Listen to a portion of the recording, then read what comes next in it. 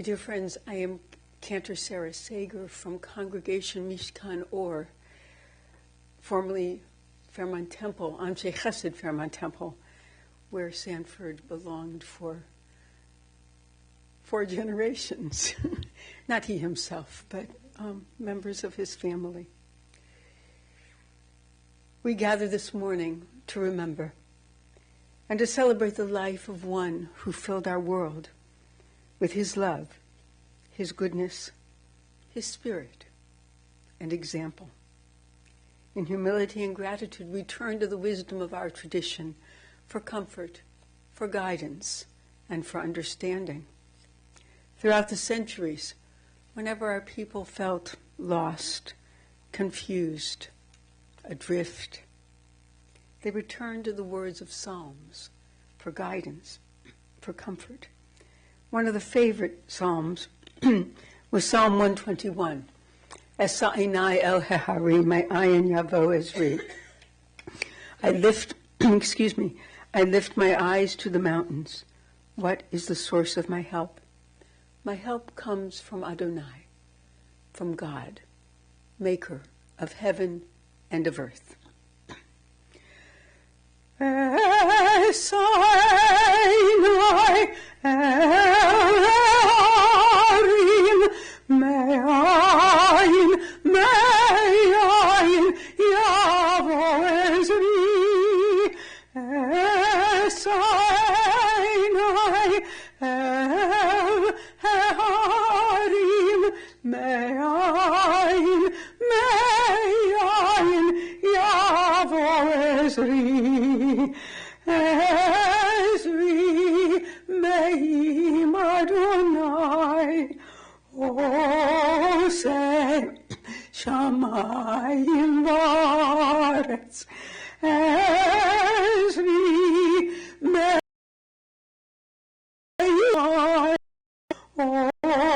Oseh shamayim v'aretz.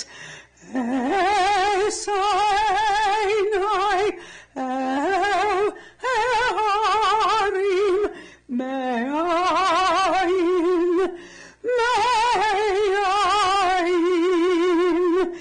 yavo ezri.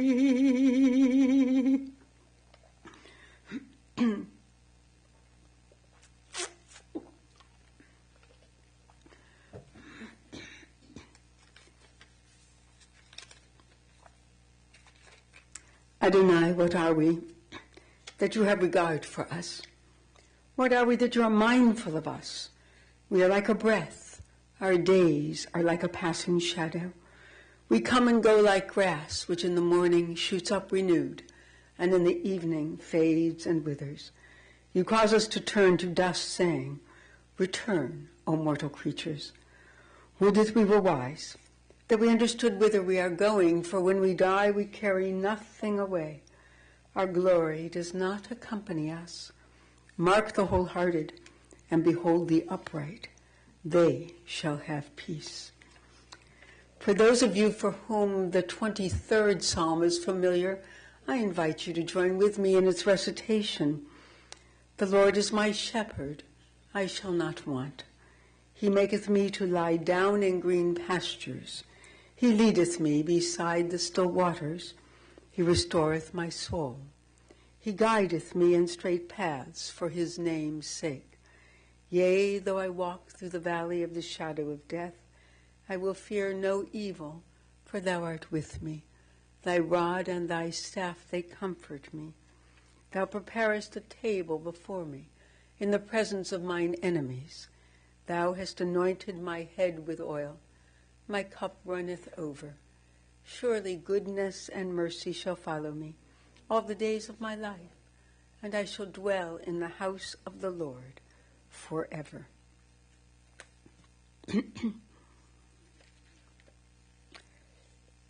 When I die, remember me with a smile and laughter. If thoughts of me provoke no love, only sadness and tears, I ask that I be soon forgotten.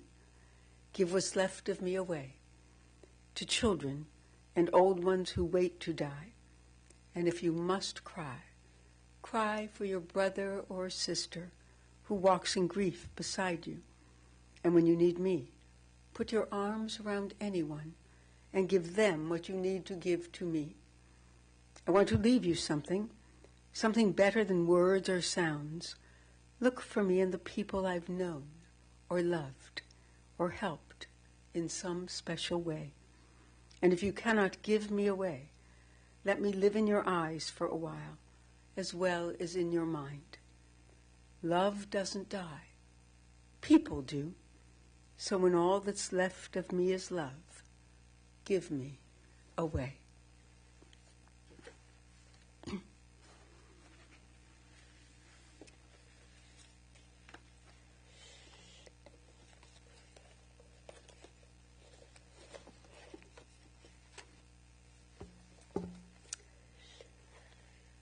My dear Richard, and Janet, Joni, and Blake, dear grandchildren Katie and Tim, dear family, dear friends, and those who are joining us by live stream from just about all over the world, which is symbolic, I think, and meaningful. Sanford Wile was a big man with a big personality. He was outgoing, social, loved to tell a story, loved to play a joke. He was well suited for his work in sales, and while he didn't relish being away from home for road trips, he adored traveling the world with his beloved Marcia. He was infinitely engaging and had a down-to-earth, practical intelligence. He was a connector with myriad friends from grade school and Heights High, lifelong friends he just met weeks ago. He loved music and art, the theater and audio systems. He loved to read, loved to learn, loved his family beyond life itself, including his nephews and niece. He had a big laugh, a big hug that seemed to embrace the whole world with his entire body, his entire being. He had a big heart. In one of the tractates of the Talmud, entitled Pirkei Avot, the wisdom of our ancestors, we read that the great sage Rabbi Yochanan sent his students out on assignments and then evaluated their work upon their return. He asked them to go forth and observe what is the best quality that a person can acquire to lead him to live a life of goodness and generosity. Rabbi Eliezer reported back, a good eye, as that person is satisfied with what he has and is not constantly eyeing what others have. Rabbi Joshua said, a good companion, as that teaches compassion for another and caring for all of humanity. Rabbi Yossi said, a good neighbor. If everyone would strive to be a good neighbor, the world would be a much improved place. Rabbi Shimon said, a person should acquire foresight. One should always think ahead and contemplate what will be the results of his actions. Rabbi Elazar said, a good heart, because one who has a good heart will be all the other things mentioned by the other students. He will be a good friend, a good neighbor, generous to his fellow human beings, and he will think his actions through to the end. Sanford Wile had a good heart. Why individuals develop the qualities and characteristics that they do is one of life's intriguing mysteries, but we can hypothesize. As the youngest of Esther and Leo Wile's 3 children, Sandy was only 7 years old when his oldest sibling, Miriam, at the age of 15, was tragically killed in a car crash. His brother Erwin was 14 years old, and it is hard to imagine how their extended family sustained the tragic deaths of 3 first cousins in one horrific car crash in Atlantic City, where the 3 girls were visiting. Somehow, Erwin and Sandy sustained the untold grief of their parents, and Sandy's heart expanded over the years to embrace this life with laughter, with joy, with a glint in his eye, and a prank up his sleeve.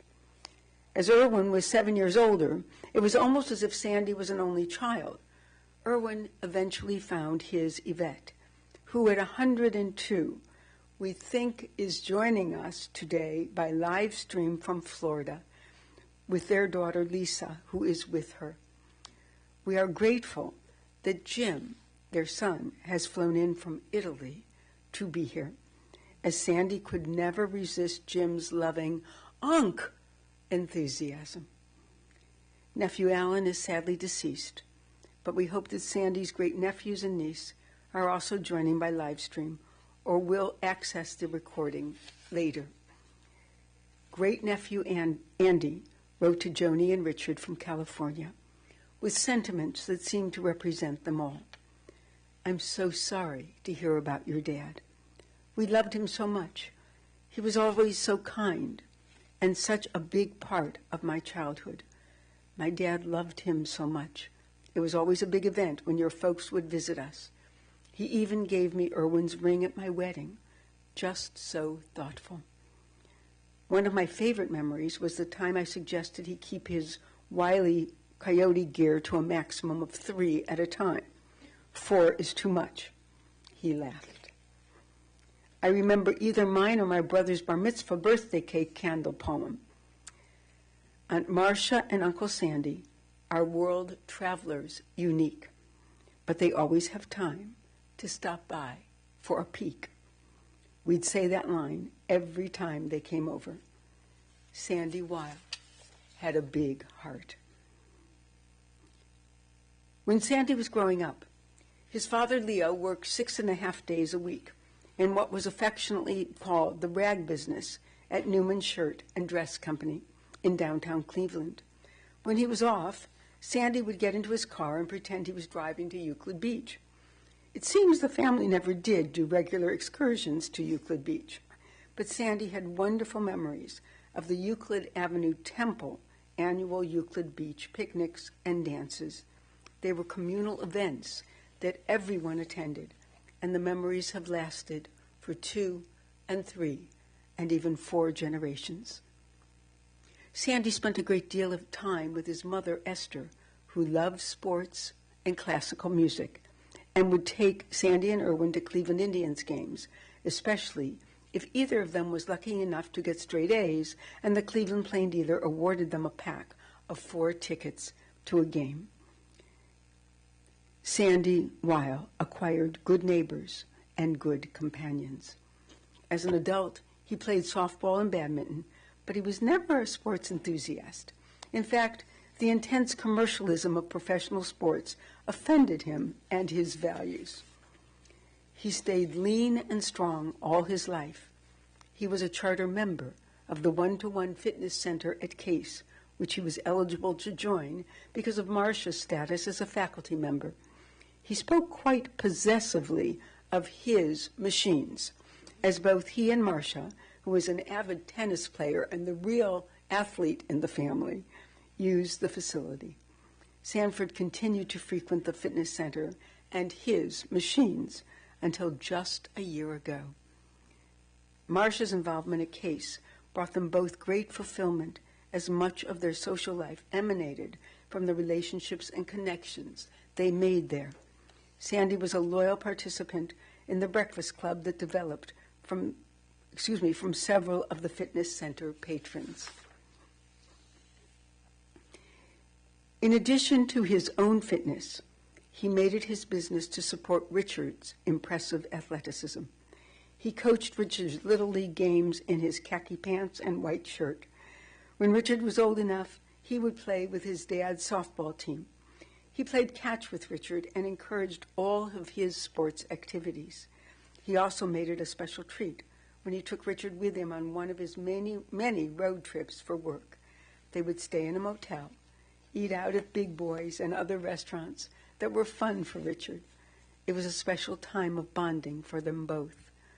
Joni also had her bonding experiences with her father, She was more temperamentally like him than her mother, which meant that they could go head-to-head from time to time.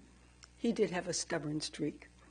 He was strict, but he was fair, and he was a very present father. When he was assigned dinner responsibilities, when Marcia had to stay late at school, he insisted that his children come to the table with a topic for them all to discuss. It was a social, intellectual, educational, and creative lesson they never forgot. Sandy Wile had foresight. After graduating from Cleveland Heights University Heights High, he went to work at Higbee's in the returns department, and then enlisted in the service at the end of the Korean War. He was stationed in Japan for a year, which seems to have ignited his passion for travel.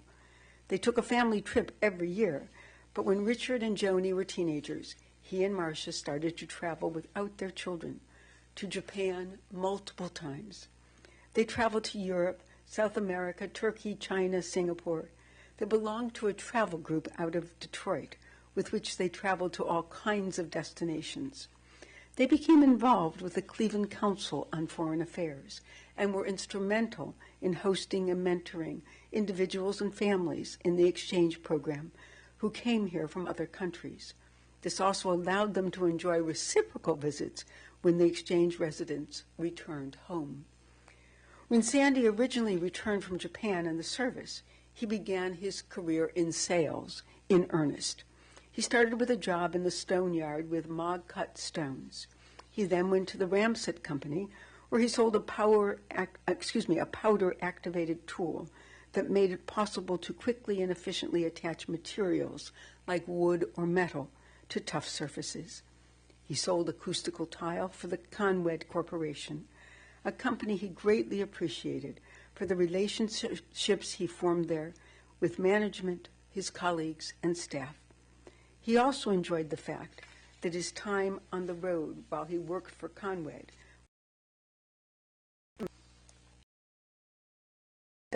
whatever company he worked for, it was always related in some way to building and construction.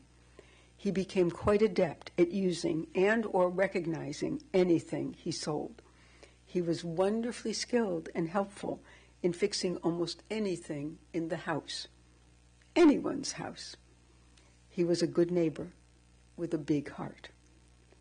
That big heart embraced his many friends, like Ed and Burl Rothschild, who took him to the Cleveland Browns games, even against his better judgment.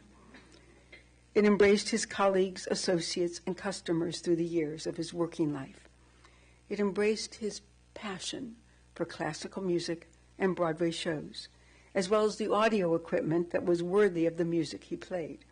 He was an audiophile who was always interested in the latest advances in audio technology and high-end electronics. He had foresight and understanding. And with Marcia, a love of the theater that took him, among other venues, to Niagara-on-the-Lake, again with the Rothschilds for their beloved Shaw Festival. He loved the Cleveland Museum of Art and volunteered at the Cleveland Science Center from the day it opened until the COVID epidemic. He was awarded for his service over and over again, as no one had devoted as many hours to the Science Center as he did.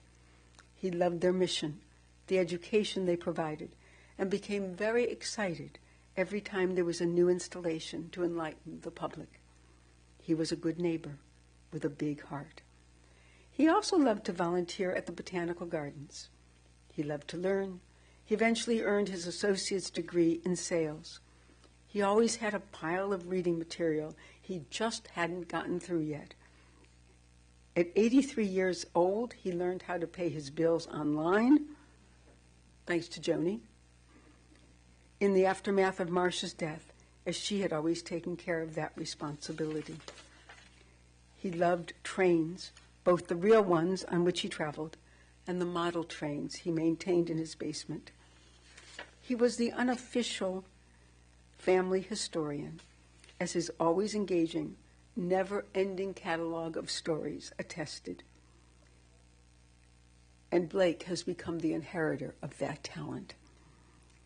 As much as his big heart embraced his family history, with all of its characters, who hailed from Hungary, who settled in Philadelphia and Fairport Harbor, Ohio, before coming to Cleveland, he loved his family's present even more. Richard and Joni are the two great gifts of Sandy and Marcia's life together. Even their friends remember him as a great guy who was always a pleasure to be around. He treated us all great. We were lucky to have known him. Our hearts go out to you in your loss. His newest friends, his team of caregivers that included Sonia, Felicia, Kelsey, Mina, and Deanna, felt similarly. As Sonia wrote, "Good morning, Richard. This is Sonia, one of your dad's caregivers. I just wanted to send condolences to you and your family. Your dad was so much more than a client to us. We will cherish the time we shared with him. He will be greatly missed and always loved." He had a big heart that grew even bigger when Richard found his Janet and Joni her Blake, both of whom became true children of his big heart, never children-in-law. His heart expanded even more with the arrival of Tim and Katie, who may have presented a geographical challenge, but never an emotional one, as they were always present in Sandy and Marcia's hearts and minds. When Tim found Andrea and Katie her Clay, Sandy's joy increased exponentially, but its limits were not reached as great-grandchildren Henry and Caroline had yet to arrive. We are instructed by our tradition that one who is granted the privilege of seeing his great-grandchildren, it is as if he is afforded a glimpse of eternity. With his ever-expanding heart, he had foresight. He also had the pleasure of welcoming Harper and Busy into Katie's life and their family. Things did not start off auspiciously. For some inexplicable reason, he stole the last piece of white meat from her plate at a 1950 Camp Wise social. As Joni said, she was not happy about that and gave him a where to and a how for that never really ended for the 58 years of their blessed life together. Somehow, they got beyond the theft and were married by Rabbi Brickner at the Euclid Avenue Temple on February 8th, 1953.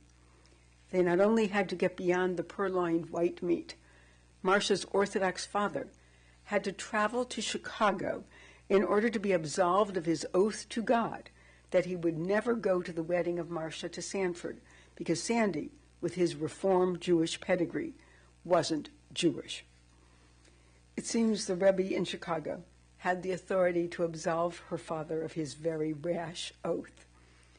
Their big hearts found their great love in each other. As for those 58 years, they walked hand in hand with strength and courage, with goodness and kindness, with excitement and anticipation, because of their great love, respect, and regard for each other. They were true equals, partners, lovers, and friends, who out of their devotion for each other created the crowning achievement of their life together, their beautiful family, each of whom is a true reflection of their values and their big hearts. In the aftermath of Marcia's passing, Sandy found comfort and companionship with Sue Berlin, in a relationship that became very important to both of them. Our hearts go out to Sue for her loss, and we are grateful that her son Matt is here with Sherry, Jonah, and Ben, and that her son Alec is joining us by the technological miracle of live stream, which Sandy would greatly appreciate. Our rabbis asked, what is the right way to which a person should cleave? And they debated the merits of a good eye, a good companion, a good neighbor, foresight, and a good heart. In a poignant twist of faith, it is Sandy's big heart that failed him. And yet, There is something almost mystically beautiful in the thought that it sustained him for 97 years of constant expansion before it failed. There is no other tool or building material that could do as well. Even now, we rejoice in Sandy Wile's big heart, for contained within it was every other quality that made him the outsized human being that he was. Zichrono livracha. May his memory be always for blessing, and may we be inspired by his example to reach beyond ourselves for greater wisdom, compassion, and love. And let us say, Amen.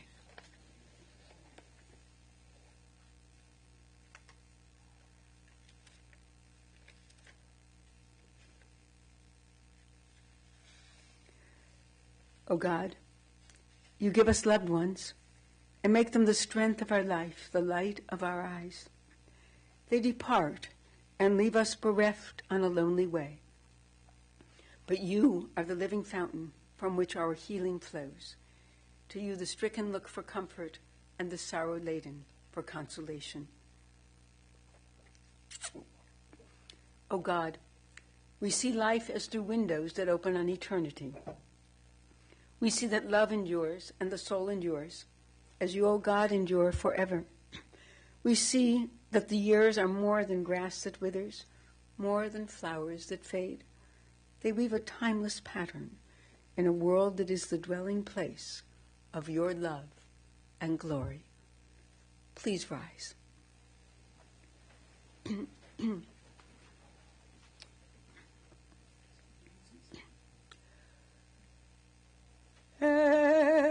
מלא רחמים, שוכן במרומים,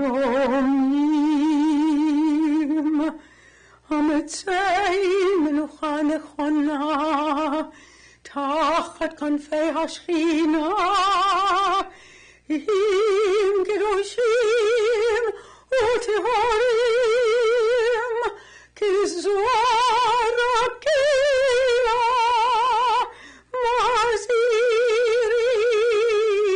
מזהירים את נשמת היקרה שלנו, שהלך לעולמו. בעל הרחמים יסתירהו בשאת כנפיו לעולמים,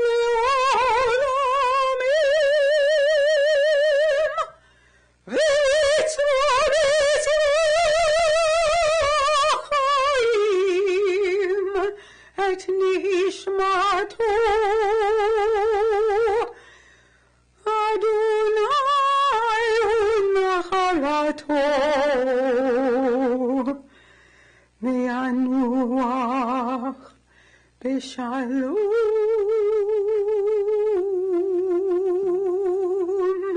על משכבו, ונאמר